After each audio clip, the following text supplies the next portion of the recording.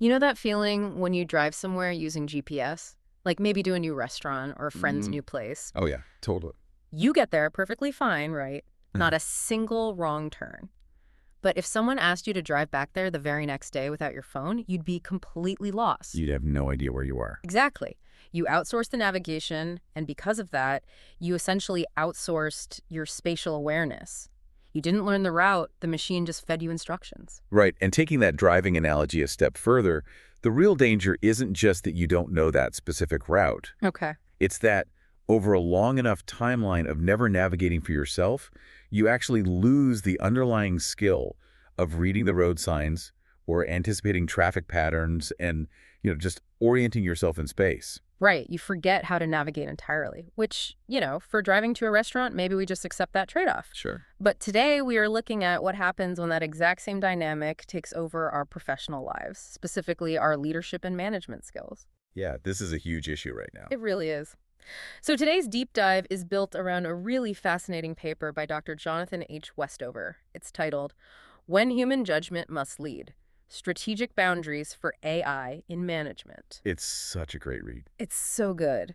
And our mission today is figuring out exactly when using artificial intelligence makes you a brilliant, highly efficient leader and when it, well, quietly starts to erode your judgment and fracture your professional relationship. Yeah, the double-edged sword. Exactly. So, okay, let's unpack this. Where exactly are we right now with AI in the workplace? Because, we aren't talking about a niche group of early adopters anymore, right? No, not at all. The baseline reality in the source material is that roughly 65% of managers are already using generative AI on a weekly basis. Wow, 65%. Yeah, it is fully mainstream. People are drafting emails, prepping for meetings, synthesizing these massive reports, and even generating strategic options. But to really grasp what Dr. Westover is analyzing here, we need to draw a hard line between two concepts that sound similar but operate entirely differently: augmentation and automation. Oh, I see this confusion all the time. People use the terms interchangeably. Do, and it masks a massive shift in responsibility. So automation means the algorithm replaces the human effort entirely. Okay. Think of a system that looks at employee availability, generates a weekly shift schedule, and just publishes it without a human ever looking at it. So the human is totally out of the loop. Exactly. But augmentation, on the other hand, means the tool enhances your capability, but you remain firmly in the decision seat. Okay, so you're still the boss. Right. The system might draft 3 different schedule options based on complex variables, but you, the manager, review them. You apply your contextual knowledge about your team's dynamics, and you make the final call. I see. The fundamental assumption with augmentation is that the algorithm brings the processing speed, while the human brings the judgment and the accountability. It's like the difference between having power steering and putting your car on full autopilot. Oh, that's a perfect way to put it. Yeah, like with power steering, the machine is doing the heavy physical lifting, making the wheel easy to turn, but your hands are gripped on that wheel. You are deciding when to turn. Yes. Autopilot is automation. You're just along for the ride. Exactly.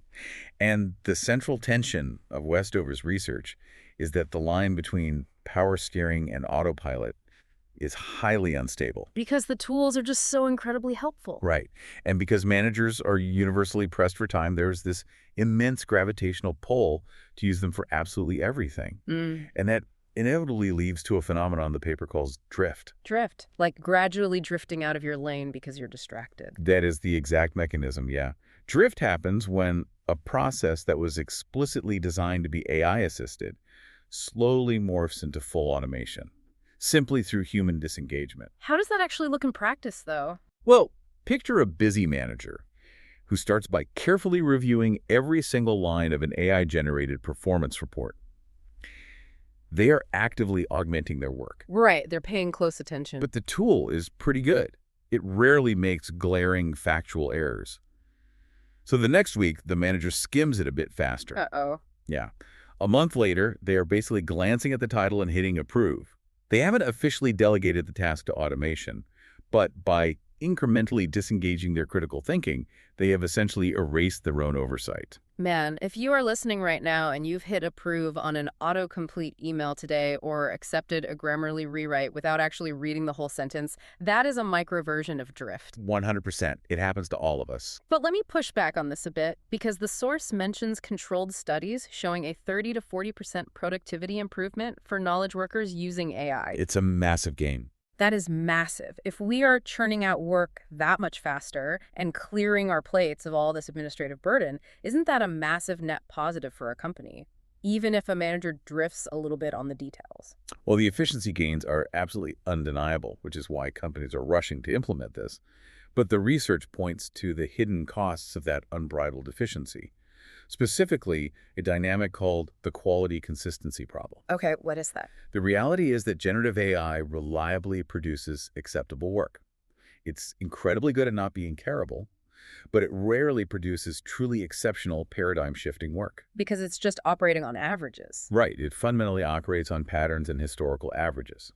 So if your entire management tier relies heavily on algorithms to draft strategies and solve complex problems, you end up flattening your entire organizational output into what the paper brilliantly terms competent mediocrity. Competent mediocrity. Wow, it's not failing, so it doesn't set off any alarm bells, but it's completely, utterly average. And in a competitive market, average is a slow death. You lose the breakthrough insights, the creative leaps, and those highly contextual judgments that actually differentiate a great company from its competitors. That makes a lot of sense. And what's fascinating here is the internal psychological toll this takes on the managers themselves. Right. We are seeing a rising anxiety around a concept called de-skilling. De-skilling, right. The fear that you are losing the ability to do the job you were hired for. Exactly. I imagine it's terrifying to realize you haven't written a complex strategic document from scratch in 6 months. And suddenly you aren't sure you still have the cognitive stamina to do it. The panic of the blank page is becoming incredibly common. Managers are reporting a creeping unease that they are losing their hard skills. Because they're mental muscles. Yes. The ability to craft a highly persuasive piece of prose or sit down with raw data and synthesize it purely in your own mind, those are mental muscles. If you don't use them, they atrophy. It's one thing to lose your own edge, but what really stood out to me in the source material was how this competent mediocrity impacts the people on the receiving end. Oh, absolutely. The empathy gap. Right. We're talking about the trust deficit. I was reading about that case study from Arizona State University in the text, and it perfectly illustrates this. The ASU Academic Advisors case is a perfect real-world laboratory for this. You had a group of advisors who were understandably drowning in massive student caseloads. Which is super common in higher ed. Totally. Right. So to manage the sheer volume, they started utilizing generative AI to draft their email responses to students. Which, from an operational standpoint, sounds like the perfect use case. You have high volume, you need to get accurate information out quickly, and the stakes for a routine scheduling email seem low. Operationally, it was a total success. They were clearing their inboxes faster than ever. But the university quickly noticed a severe secondary problem. Let me guess, the students noticed. Yeah, the students reported feeling completely disconnected from their advisors. The relationship was degrading. But how do the recipients even know? I mean, generative models today write highly polite, grammatically perfect emails. It's not like the old days of clunky robotic chatbots where the syntax was broken. That's true. It reads very naturally now. Right, so without a disclaimer at the bottom, how does a student know they are reading an AI email? Well, they might not know it consciously, but the research shows that humans are incredibly attuned to subconscious personalization signals. Subconscious personalization signals, like what? When we read a message from a leader, a mentor, or an advisor, we are constantly scanning for shared history. We look for contextual nuances, a specific shared joke, or an emotional tone that is calibrated uniquely to our relationship. And AI just strips that all out. Systematically. AI-generated text, even when a busy manager gives it a quick skim and edit, systematically strips out those subtle signals. It defaults to an overly formal, sanitized tone. Right. The recipients in the studies describe these messages as professional but distant. And in leadership, distance is deadly for trust. I mean, think about your own inbox. It's like receiving a perfectly formatted corporate greeting card with a printed signature versus a messy handwritten note on a Post-it. Oh, absolutely. The raw information conveyed might be identical, but the emotional resonance is entirely different. You know immediately which one took actual human effort. And the corporate consequences of stripping out that human effort are severe. Mm. The source text actually brings up a highly revealing situation at Salesforce. Oh, right, with their exit interviews. Yes, they were analyzing their exit interviews and found that high-performing employees were quitting because they, quote, felt like a number. They were experiencing what they labeled impersonal management. That's rough. And when Salesforce dug into the underlying data, they found a strong correlation between these complaints and managers who were heavily leaning on AI for all their internal communications. That is such a painful disconnect. The managers were probably patting themselves on the back thinking, I'm being so responsive, I'm sending weekly feedback summaries. Yeah, while the employees were reading those summaries and thinking, my boss has no idea who I actually am. So how did Salesforce handle that? It forced them to completely restructure their internal communication guidelines. They developed a strict relationship communication protocol. Okay. They realized they had to formally divide managerial messages into two distinct categories: transactional and relational. So a transactional message would be like scheduling a quarterly review. Exactly.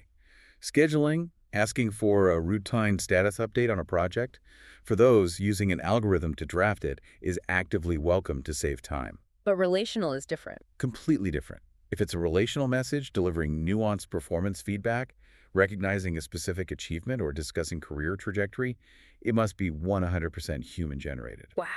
You simply cannot delegate relationship building to a machine and expect the relationship to survive. That makes intuitive sense, but enforcing it seems incredibly difficult. I mean, in a high-pressure corporate environment where everyone is desperate for time, people will inevitably take the shortcut.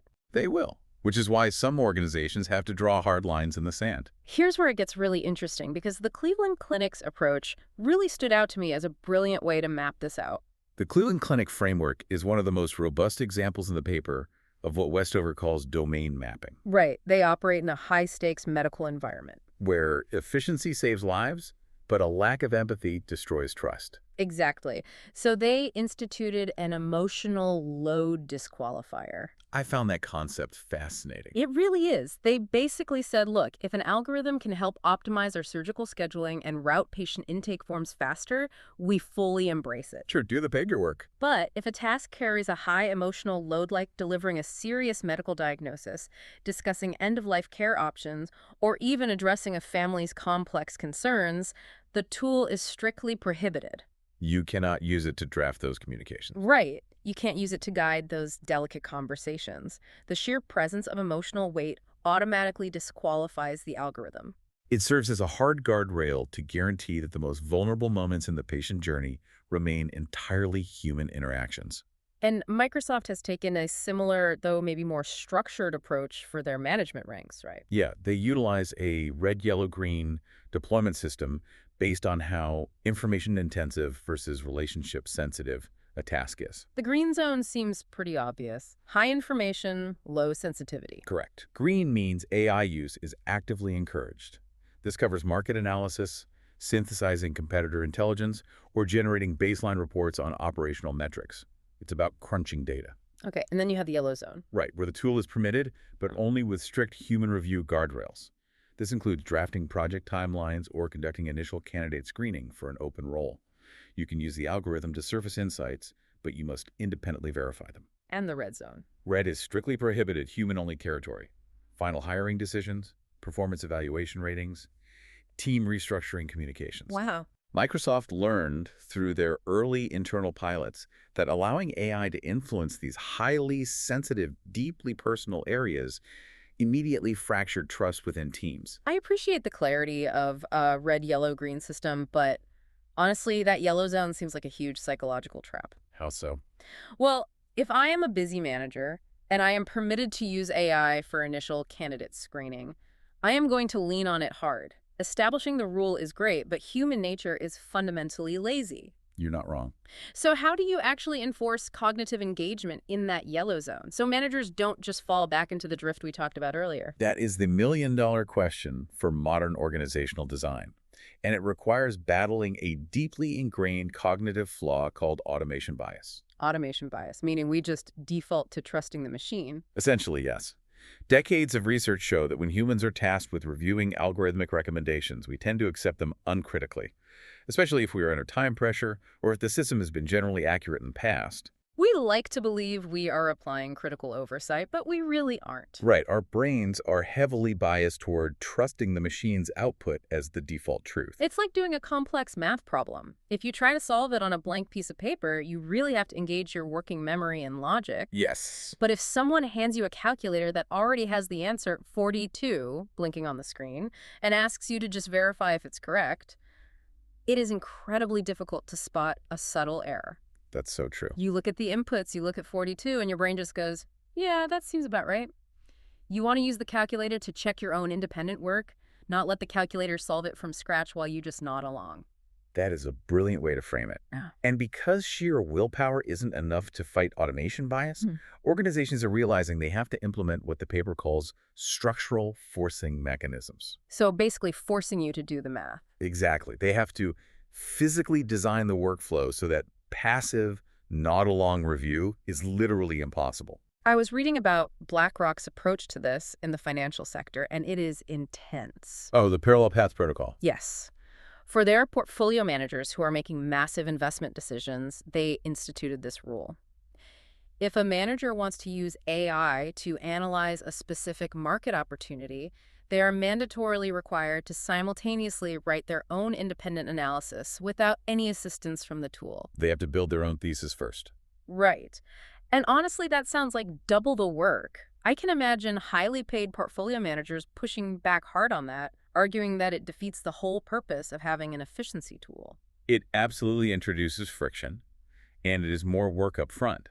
But from a systemic risk perspective, it completely prevents the algorithm from prematurely anchoring their judgment. Like you mentioned with the calculator screen, if you see the machine's answer first, your brain anchors to it. Exactly. The parallel path protocol forces the manager to think independently. Only after both the human analysis and the AI analysis are complete are they allowed to cross-reference them. And what if they disagree? If there is a substantive difference, the manager has to formally document why they chose one perspective over the other. It structurally guarantees cognitive engagement. It forces you to actually have an informed opinion before the machine politely tells you what your opinion should be. Precisely. But BlackRock is dealing with hard financial data. I'd argue that internal communication is even harder to police. You can't ask a manager to write two completely different versions of an email just to prove they thought about it. You really can't, which is why Unilever's approach to communication is so clever. They introduced a modification requirement. Modification requirement. Yeah. If a manager uses a generative tool to draft an email that is going to be distributed to more than 50 employees, say a town hall announcement or a departmental policy update, they are mandatorily required to make substantive changes to the raw draft. Oh, so no copy-pasting allowed. None. They are required to inject their personal voice, reference specific organizational context that the algorithm wouldn't know, and demonstrate their relationship history with the recipients. And is it just an honor system? No, actually. Unilever's internal communications team audits samples of these wide-release emails monthly to enforce the rule. Wow, imagine getting an email from HR saying your town hall invite sounded too much like a generic robot. That's kind of funny. It is, but it forces the issue. If you are a manager listening to this, think about the friction that introduces. It forces you to actually read the words you are sending under your own name. Because they recognize that the illusion of communication efficiency was actually hollowing out their leadership culture. Exactly. These safeguards, though, like the parallel path, the modification requirement, they make a lot of sense for seasoned executives who already know how to think critically. Right. But what about the 22-year-old junior analyst entering the workforce right now? Someone who used ChatGPT to get through college and has never known a corporate environment without these tools? That is a huge concern. How do they ever develop a baseline of good judgment if the machine is always sitting there ready to do the heavy cognitive lifting? If we connect this to the bigger picture, that is perhaps the most existential threat highlighted in the research. We have to look at how human expertise actually forms. Right. The classic research by Anders Ericsson on skill development proves that expertise is not passively absorbed. It only comes from repeated, deliberate, difficult practice. You have to put in the reps. Engaging with messy, ambiguous problems, making poor decisions, feeling the pain of those mistakes, and refining your mental models. There is no shortcut for the reps. You have to put in the reps. And hyper-efficient tools threaten to completely short-circuit that developmental cycle by handing junior managers polished, ready-made answers. And if they never have to wrestle with conflicting data sets or struggle to articulate a strategy, They will never develop the deep, intuitive analytical judgment that senior leaders rely on during a crisis. Because of this, progressive companies are actually engineering what you might call an analog resistance. an analog resistance sounds incredibly difficult to enforce in a modern remote work culture. How are companies actually pulling that off without grinding productivity to a halt? They are doing it in highly targeted, deliberate bursts. McKinsey and Company, the global consulting firm, now holds quarterly analog days. Analog days. Yes. For an entire day, senior leaders, partners, and junior associates must do their client work, build their strategic recommendations, and draft their communications completely without any AI assistance. I can only imagine the sheer discomfort of trying to build a massive strategy deck without your usual plugins and summarizers. The friction must be off the charts. It is highly uncomfortable, and that is precisely the point. It serves a vital diagnostic purpose. How so? It establishes a quality baseline, proving to the individual that they still possess the unassisted cognitive stamina required to do the job. More importantly, participants report that these analog days make them hyper-aware of just how deeply dependent they've become on the tools. Ah, I see. It acts as a reset button, forcing them to be much more intentional about their tool usage for the rest of the quarter. It's like a professional cognitive detox. You realize how much junk food you've been eating only when you force yourself to stop for a day. That's a great analogy. General Electric is taking it a step further with their onboarding.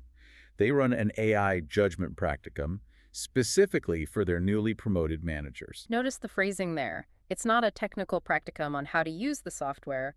It's a judgment practicum. Exactly. They give these new leaders highly complex, messy scenarios, like navigating a difficult team conflict or addressing a sensitive performance issue. And they don't just tell them to ask the AI. Right. They don't teach them how to write the perfect prompt to solve it. Instead, they debate whether the algorithm should be used at all in that specific scenario. And if it is used, they workshop how to ensure the human element remains central to the final outcome. They are actively teaching discernment. They are treating unassisted critical decision-making as a core, premium competency that must be fiercely protected and cultivated, not as some old-fashioned inefficiency that needs to be optimized out of existence. They're teaching them the hardest lesson in technology. Just because a tool can do something doesn't mean it should. Precisely. So, what does this all mean for you? Whether you manage a global team of 500 or you are just trying to manage your own daily inbox, it is worth pausing to audit your own habits. Are you suffering from drift? Are you letting the machine steer the car while you slowly forget how to read the road signs? The ultimate takeaway from Dr. Westover's research is that the goal of a modern professional isn't to reject these tools. Banning them outright would be professional suicide in today's hyper-competitive environment. It really would. The goal is to deliberately cultivate what psychologists call metacognitive awareness. Metacognitive awareness. Yeah, you need to be actively aware of how you are thinking and when you are outsourcing your thinking. And one highly recommended, highly practical exercise from the text is judgment journaling. Judgment journaling. I like the sound of that. How does it work? It's remarkably simple, but very revealing. When you make a significant choice at work, approving a strategy, sending a sensitive email, evaluating a candidate, just jot down a quick note about how much the algorithm contributed to that final output. Like, did I actively debate the machine's recommendation, or did I just accept it because it was 4 p.m. on a Friday and I was exhausted? Exactly. Documenting this forces you to spot your own patterns of drift.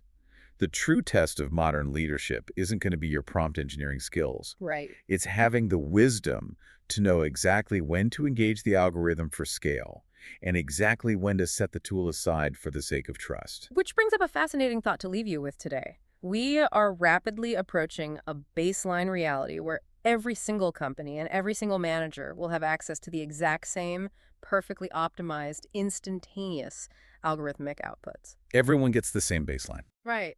So, in a future where perfect and average is instantly available to everyone, will the most valuable, highly compensated skill in the marketplace simply be your unassisted, uniquely flawed, but entirely authentic human judgment? Think about that next time you sit down to draft an email to your team. Thanks for joining us on this deep dive.